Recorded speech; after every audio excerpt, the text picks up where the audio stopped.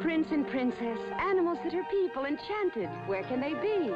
Witches on their broomsticks way up high they sail. Over big bad wolves on each hill and dale in a fairy tale. Fly away to magic lands of fantasy. Sail to those enchanted lands across the sea. There's a land that's far away where folks live happy ever after in a fairy tale.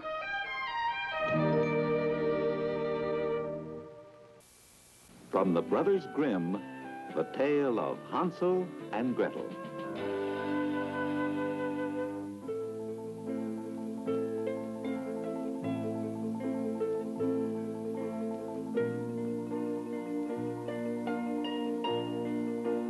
Once upon a time, at the edge of a great forest, there stood a cabin that belonged to a poor woodcutter. He lived with his two children, a boy and a girl whom he dearly loved, and with the children's stepmother, who had no love for the children at all. One night, the boy, Hansel, tried to awaken his sister Gretel. He could overhear his father saying that there was not enough food for them all to eat. What's to become of us? We had little enough to eat before. Now, with this famine in our land, how are we going to feed the children? We no longer have enough for ourselves. Listen to me. Tomorrow we will take both the children into the wildest part of the forest and give each a bit of bread. Then we will return home and leave them there for good. The poor woodcutter had no choice. Early the next morning, Hansel stole out to the clearing, which was dotted with many shiny pebbles, and began stuffing them into his pockets. Hansel? Yes? What are you doing? Nothing. Wake up your lazy sister. We're going to fetch firewood. Soon they all set out together into the forest. As they walked, Hansel secretly dropped one shiny pebble after another along the path.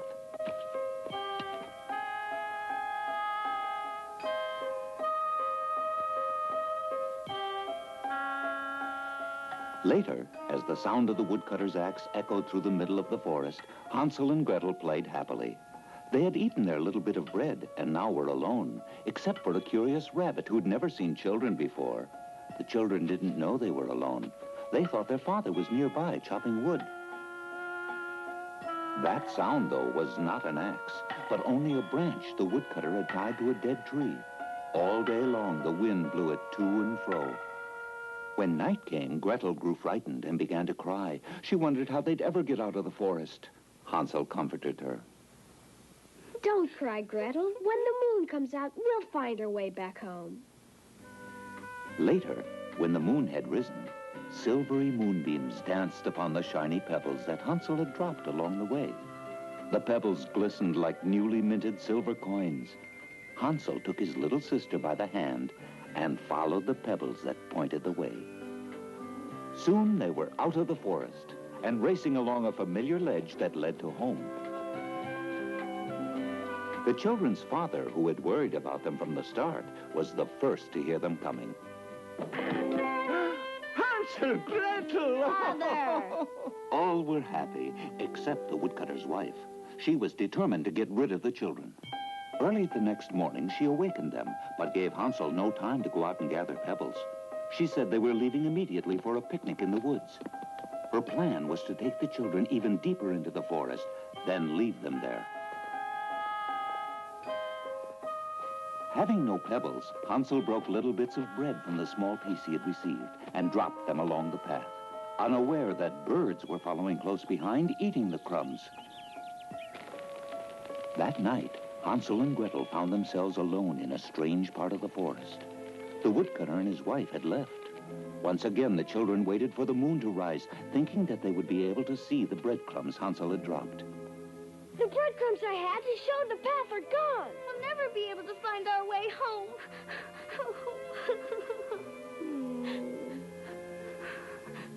Don't cry. We'll find our way back home, Gretel. You'll see. But they couldn't find it. Hansel!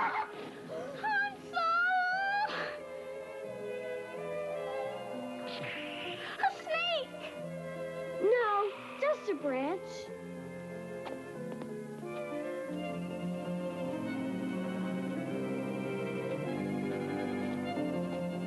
All night long and into the next day they walked. Then, when they thought they could scarcely take another step... Is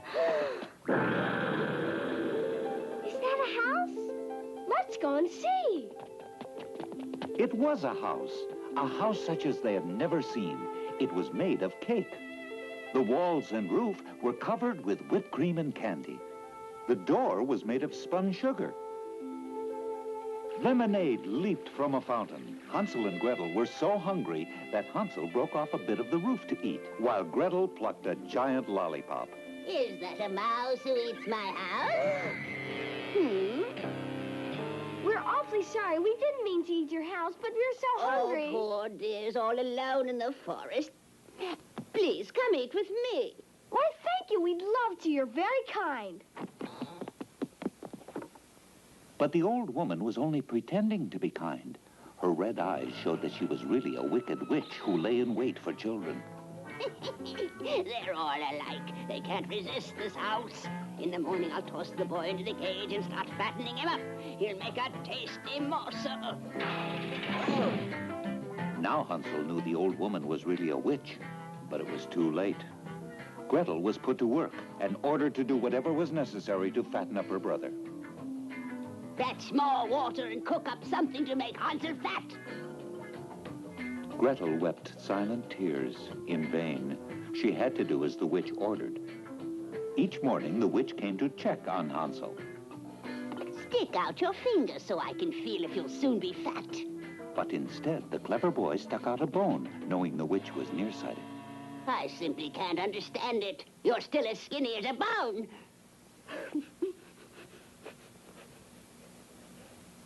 After 4 weeks of this, the witch's patience was exhausted.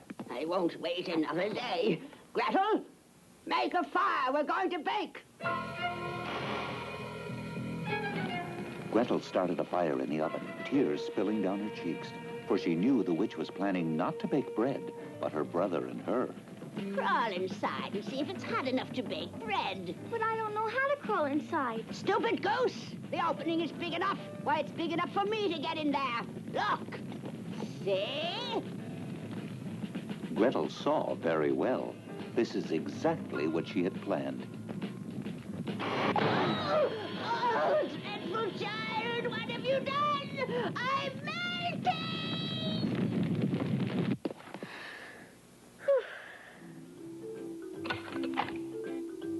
Hansel, Gretel, hurry!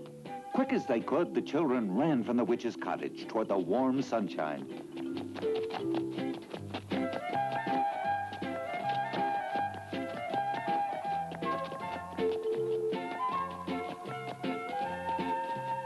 Soon they reached a wide stream with no bridge across it. But a helpful swan told them that if they would climb on his back, he would take them where they wanted to go.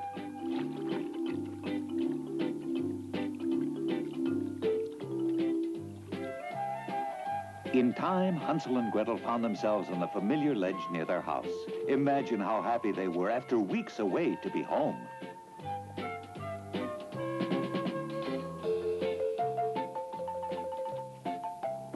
Father! We're back, Father. The poor woodcutter had not spent a happy moment since leaving the children in the forest. Your stepmother died last week, children. We three will never be separated again. It was good to be together again. Hansel and Gretel remained by their father's side forever after. Their days were filled with laughter, and laughter made their simple house more magic than a house made of cake.